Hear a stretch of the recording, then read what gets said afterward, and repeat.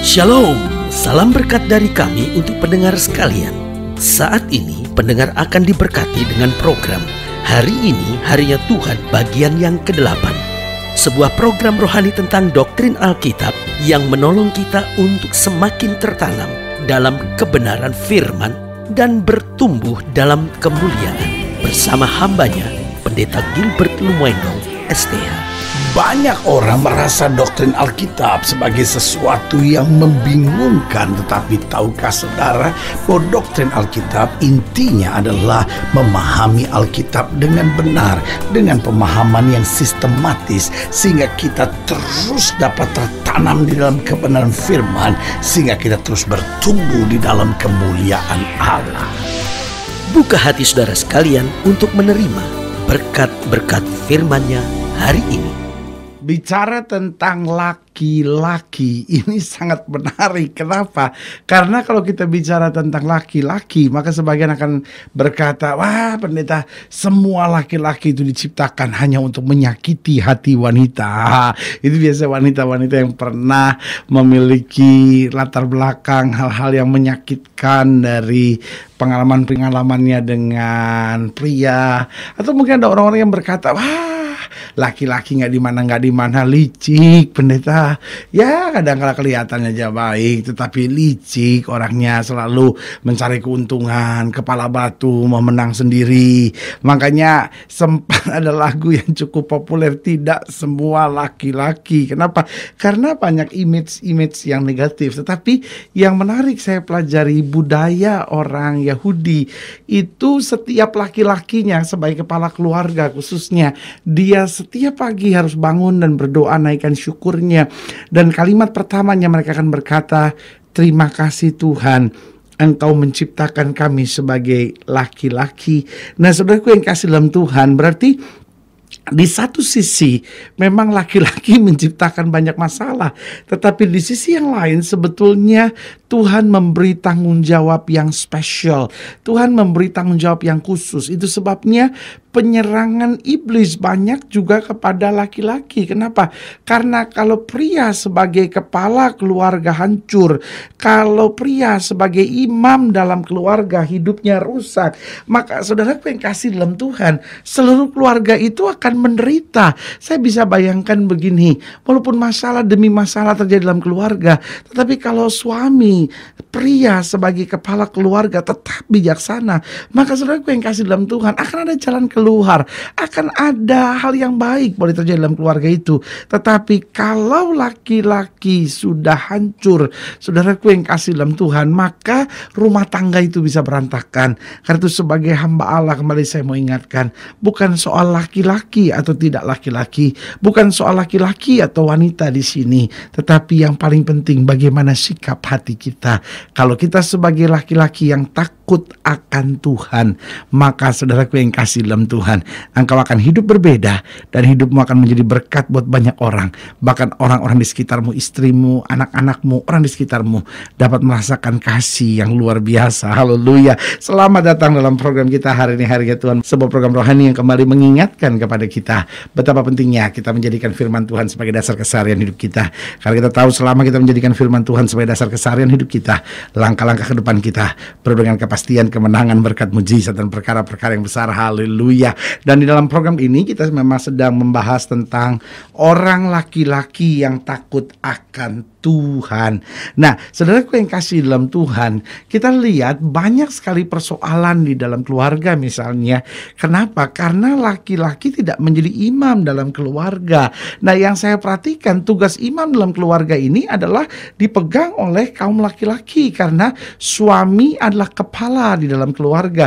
Tetapi yang saya pelajari kemudian, sesuatu yang sangat berbeda. Justru di dalam gereja ada banyak wanita yang masuk dalam gereja dan mendoakan suaminya. Harusnya suaminya yang mendoakan istrinya. Harusnya suaminya yang membawa seluruh keluarganya. Sudah lihat cerita tentang Ayub. Ayub berdoa buat istrinya, berdoa buat anak-anaknya. Kalau mereka bersalah di hadapan Tuhan, itu imam dalam keluarga. Abraham berdoa bagi semua.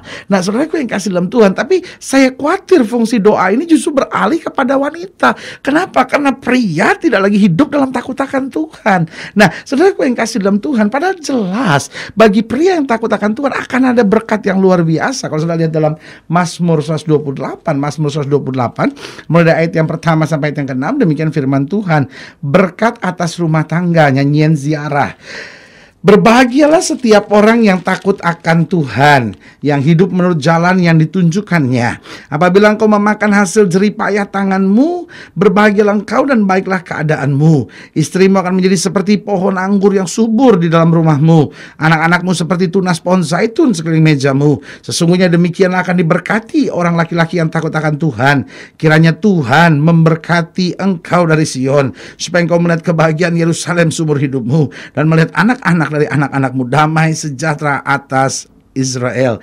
Tertarik saya melihat ayat yang keempat, dikatakan sesungguhnya demikian akan diberkati orang-orang laki-laki yang takut akan Tuhan. Nah, saudaraku yang kasih dalam Tuhan, berarti di sini ada perbedaan yang jelas antara orang laki-laki yang tidak takut akan Tuhan dengan orang laki-laki yang takut akan Tuhan. Dan Alkitab jelas bilang orang laki-laki yang takut akan Tuhan ini hidupnya akan diberkati. Nah, pertanyaannya sederhana, sebetulnya berkat apa itu? Apakah berarti dia kaya? Apakah itu berarti dia akan memiliki segala-galanya? Nah, tidak jelas. Di ayat yang pertama dikatakan berbahagialah setiap orang yang takut akan Tuhan, yang hidup menurut jalan yang ditunjukkannya. Apabila engkau memakan hasil jerih payah tanganmu, berbahagialah engkau dan baiklah keadaanmu. Berarti lihat, ada dua hal penting di ayat yang kedua, dikatakan engkau akan memakan hasil jerih payah tanganmu, berbahagialah engkau, dan yang kedua dikatakan baiklah keadaanmu. Berbahagia dan juga baik. Berbahagia itu soal di dalam hati. Hanya hati kita yang tahu apakah saya berbahagia atau tidak. Ada banyak orang tertawa, belum tentu berbahagia.